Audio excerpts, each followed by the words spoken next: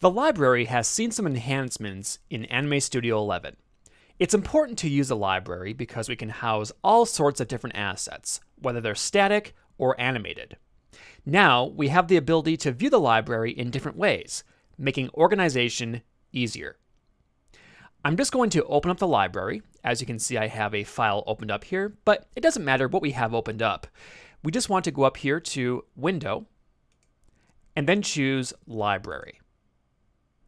Now the library will load, and you can see we have some folders and some icons. And if you've viewed the library in previous versions, all this is going to look pretty familiar.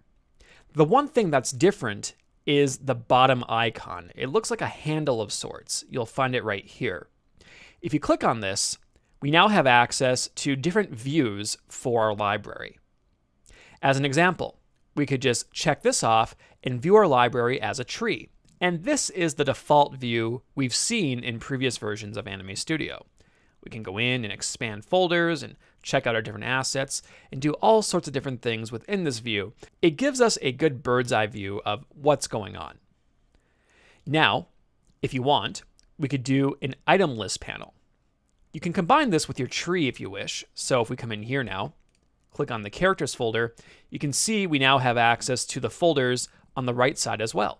Again, giving you more options for how you want to view your library. And as you can see, if I click tree off, we also have an item list without the tree view. Then there is the extended details panel. Basically, we get details for what's in the folder or what the item is all about. Let me come over here, and I'll use both tree and the extended details item here. And let's just click on one. You can see now we have all sorts of details for this particular asset. We know the size, we know when it was created, and we know where it is on my computer. You also have access to breadcrumbs as well.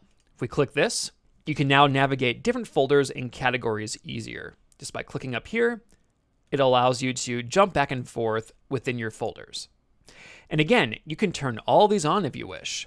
And you could have all sorts of different things going on with your library, or you could just have one or two of these on, just to make things more simplified. Finally, let me bring tree back here. We can adjust the way these view types work.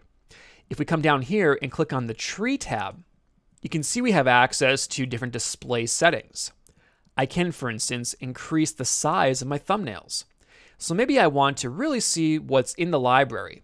I could bring them out as far as this if I wanted to.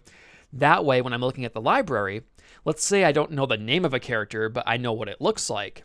This allows me to navigate easier and find which character I want. We can also, if you want, just click on one here and then just adjust the thumbnail size for that particular item. You can also choose the indent as well. The same goes for your list and details. Let me come back here. I'll change this to item list panel. Go to list, and here, once again, you can adjust the thumbnail size as well as the horizontal gap of these items. And if we go to extended details panel, go to details, here we can also adjust the size of the images as well. When it comes to working with the library in Anime Studio version 9, I think you'll find there is a lot you can do with the display settings. Be sure to check these out to customize your library experience to make accessing and working with assets much easier.